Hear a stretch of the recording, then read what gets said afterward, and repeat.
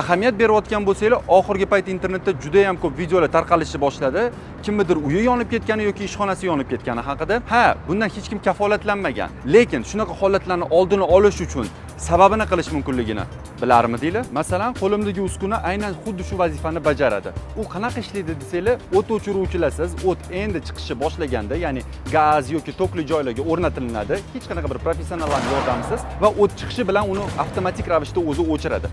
Ekologik xavfsiz hisoblanadi va shu bilan birga 10 yil kafolatga ega. Bu 3 xil ko'rinishda bo'lishi mumkin. Kattalari va o'rtanchalarini misol uchun omborlar yoki ishxonalarga tavsiya etaman. Kichkinalardan esa o'zim uyga ham o'rnatib qo'yganman. Bundan tashqari Finfire O'zbekistondagi UzTest hamda Yevropa standartlariga javob beruvchi ISO sertifikatiga ham ega. Meni qiziqtirgan savol o'zi Finfire O'zbekistonda qanaqa paydo bo'lib qoldi degan. Va buni ham javobi juda qiziqarlidir. Aynan bu narsani olib kirgan insonlarning birining uyida yaxshigina yong'in chiqadi va u yong'inni qanaqa qilib oldini olishim mumkin edi degan savolga javob Finfire bo'ladi. Albatta, hech narsani 100% kafolatlab berib bo'lmaydi.